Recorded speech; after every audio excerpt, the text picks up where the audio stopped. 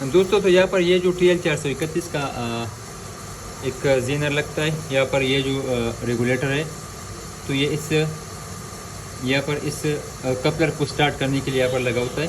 ठीक है, अब इसका काम क्या है कि इसमें ये दरअसल एक जीनर डायोड है,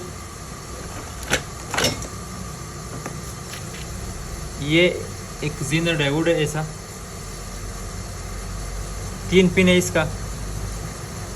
ये पहला पिन जो है ये इसका रेफरेंस है। अब रेफरेंस का मतलब ये कि यहाँ पर इसको 2.5 वोल्ट जब मिलता है इस पॉइंट पर, ये इसका एनोड है ए और ये इसका कैथोड है। ठीक है, तो जैसा यहाँ पर इसको 2.5 वोल्ट इस रेफरेंस पर मिलता है, तो ये यहाँ से पॉजिटिव वोल्टेज को इस एनोड की तरफ जो यहाँ पर ये ट्रांसफ़र करता है। ठीक है, जीनर है ये उल्टा सिमत में स्टार्ट होकर यहाँ से पॉजिटिव वोल्टेज को इस तरफ जो ये देता है, और कितना देता है ये 1.5 वोल्ट ये हमें देता है। अब इस रेफरेंस के लिए यहाँ पर जो इसको हम वोल्टेज डिवाइडर कहता है, यहाँ पर इस किस्म का एक वोल्टेज डिवाइडर लगता है 3 रजिस्टरों का। यहाँ पर भी पर 1K ओहम का लगता है, यहाँ पर भी 1K का। मैं आपको एग्जांपल देता हूँ, ये इस हिसाब से ये फिर रजिस्टर के हिसाब से यहाँ पर हम इसको हिसाब करते हैं। मैं इसको इंशाल्लाह आपको ये भी समझाऊंगा।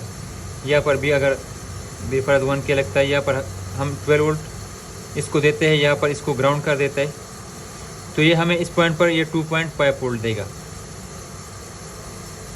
ठीक है, इस रजिस्टर को हम इस तरीके से लगाते हैं कि अगर यहाँ पर 14.5 वोल्ट होता है इस तरह यहाँ पर, तो ये हमें 2.5 वोल्ट आउटपुट देगा। तो जैसा ही इसको 2.5 वोल्ट पूरा मिलता है, तो ये यहाँ पर ये जो है ये हमें 1.5 वोल्ट जो है आउटपुट पर देता है। तो 1.5 जैसा ही आउटपुट पर हमें मिलता है, तो ये इस कपलर को स्टार्ट करता है, इसके अंदर जो एलईडी है इस एलईडी को स्टार्ट करता है। और ये जो है ये वाले पिन जो जब ट्रांजिस्टर स्टार्ट होता है, तो ये इस वाले पिन को ग्राउंड को नंबर 1 जो पिन है इसके साथ शार्ट कर देता है। ठीक है, फुली शार्ट नहीं होता वो, इसके अंदर जो अपना रजिस्टर होता है, लेकिन ये इसको स्टार्ट करता है ग्राउंड के साथ। तो जैसा ये ग्राउंड के साथ शार्ट होता है, तो इसका जो ड्यूटी साइकिल है वो कम होता है, यानी बिल्कुल यहाँ पर एक 65 हर्ट्ज ये बनाता है, तो फिर ये 50 हर्ट्ज या 40 हर्ट्ज बनाता है। तो जैसा यहाँ पर 40 हर्ट्ज तक हमारा आउटपुट आता है, तो 40 हर्ट्ज आने की वजह से यहाँ पर जो 13.5 वोल्ट बनता है, तो वो 11 वोल्ट या 12 वोल्ट पर आता है। तो 11 और 12 वोल्ट से हमारा बैटरी तो चार्ज नहीं होता। ठीक है, तो इस वक्त जो है हमारा चार्जर ऑटोमेटिकली जो है बैटरी से कट ऑफ करता है, वोल्टेज आगे ट्रांसफ़र नहीं करता। तो जैसे हम बैटरी को फिर डिस्चार्ज करता है और बैटरी फिर 14.5 वोल्ट से कम होकर 14.5 वोल्ट से कम होकर 14 वोल्ट,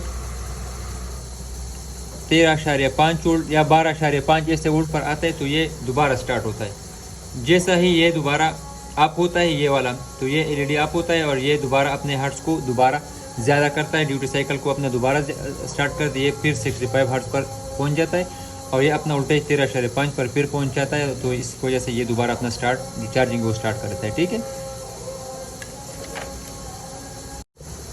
तो दोस्तों अब हम इस तमाम रजिस्टर को चेक करते हैं। यहाँ पर ये एक 1 मेगा ओम का रजिस्टर लगता है ये वाला, यहाँ पर एक 10K का एक रजिस्टर लगता है इस पॉइंट पर, यहाँ पर 1K का भी लग सकता है, 1.5K का भी लग सकता है। यह करंट सेंस का एक रजिस्टर है, तो इस यहाँ पर आप 1K का भी लगा सकते हो, 1.5K का भी लगा सकते हो। यहाँ पर एक 10K का रजिस्टर है, ये वाला रजिस्टर जो 5.6 किलो ओम का यानी 5600 किलो ओम का रजिस्टर है। और वाकई ये कैपेसिटर वगैरह यहाँ पर ये भी एक 10K का एक रजिस्टर यहाँ पर भी लगा हुआ है। तो इस तमाम रजिस्टर को हम चेक करते हैं। ये रजिस्टर ये वाला रजिस्टर यहाँ पर भी लगता है, और ये वाला ये तमाम प्रोटेक्शन का रजिस्टर ये करंट सेंस के साथ कनेक्ट होता है। ये डायरेक्टली 220 जो पॉजिटिव होता है तो यहाँ पर ये उस जगह से ये कनेक्ट होता है डायरेक्टली पॉजिटिव से। अगर आप यहाँ पर देख सकते हो तो ये यहाँ पर पॉजिटिव डायरेक्ट लेकर इस पॉइंट से कनेक्ट होता है, ये जाता है पिन नंबर 3 करंट सेंस पर। ये 5 वोल्ट जो रेफरेंस होता है इस जगह से ये कनेक्ट होता है करंट सेंस के साथ। तो ये रजिस्टर जो है ये तमाम ये वाले भी एक प्रोटेक्शन के लिए होता है। ठीक है, अगर बिलफर्ज आपके आउटपुट में कोई मसला आता है या ये रजिस्टर कोई या ये रजिस्टर कट होता है और ये इस पिन नंबर 3 जो है यहाँ पर करंट सेंस जो है वो इस रजिस्टर के ज़रिए आप होता है, तो ये डायरेक्टली इस नंबर 3 को अगर हम पॉजिटिव कर देते हैं तो ये ऑटोमेटिकली आप होता है। ठीक है,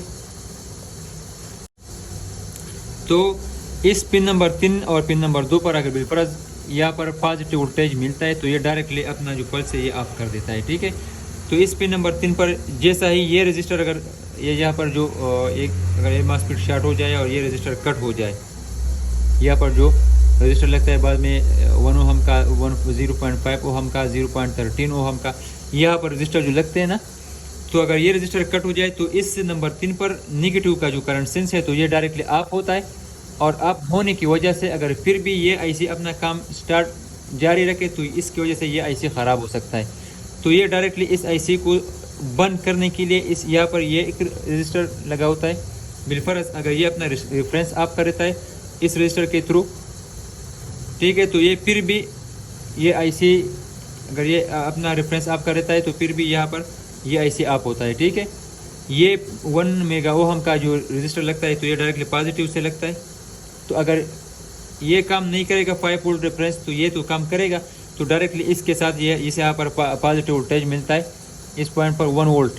जैसा ही ये यहाँ पर 1 वोल्ट मिलता है पॉजिटिव वोल्टेज तो ये डायरेक्टली अपना जो काम है वो ऑफ कर देगा, ये आईसी मुकम्मल ऑफ होगा। तो ये आईसी ख़राब होने के लिए ख़राब ना होने के लिए यहाँ पर ये रजिस्टर जो ये लगा होता है।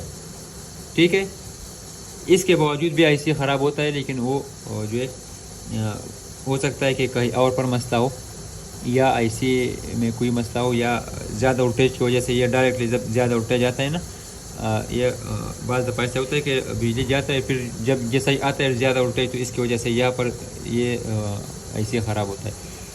बाकी यहाँ पर जो प्रोटेक्शन इसके लिए लगाते होता है तो वो इस आईसी को ज़्यादातर ये बचाता है।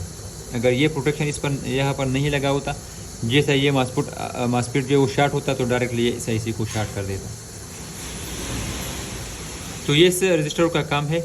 यहाँ पर ये जो रजिस्टर लगता है ये तो ये 5 वोल्ट रेफरेंस से डायरेक्टली लगता है पिन नंबर 4 पर आरटी और सीटी जो है, और ये कैपेसिटर जो लगता है ये वाला कैपेसिटर ये फ्रीक्वेंसी के लिए फ्रीक्वेंसी बनाता है। ये दोनों कैपेसिटर और रजिस्टर जो है ये फ्रीक्वेंसी बनाता है, आउटपुट फ्रीक्वेंसी इस आईसी का। इसका तमाम चीज़ों का पहले आप वीडियो चेक कर लें, वीडियो अगर ठीक आ रहा होगा तो फिर इसके बाद ये जो चीज़ें ख़राब है तो इसको चेंज कर दे और फिर इसमें आईसी और मॉस्फेट लगा सकते हो आप। ठीक है जी, तो मैं यहाँ पर इस पर मॉस्फेट लगाया, यहाँ पर एक जेनर लगा हुआ था 16 वोल्ट का, तो वे भी मैंने निकाल लिया, उसको भी मैं लगाता हूँ इसमें दूसरा। यहाँ पर ये 10K का रजिस्टर है तो इसको भी लाजिम चेक कर ले।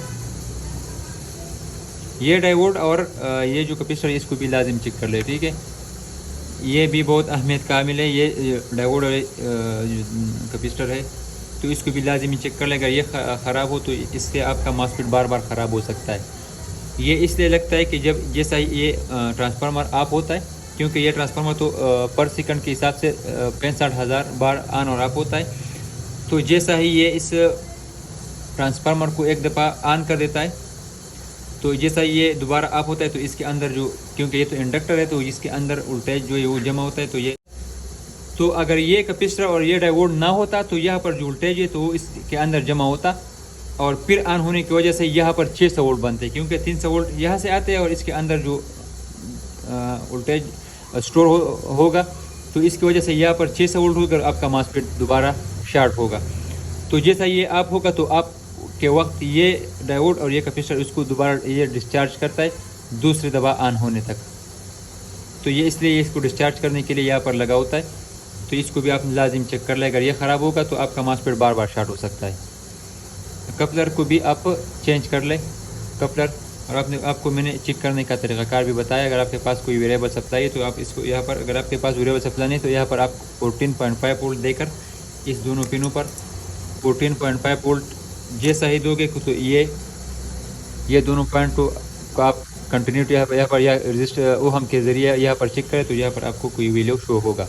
जैसे ही आप वोल्टेज को डिस्कनेक्ट करोगे तो ये यहाँ पर कोई वीडियो आपको शो नहीं होगा। अगर ये मुकम्मल स्टार्ट बता रहे तो इसका मतलब ये कि आपका कपलर ख़राब है, ठीक है।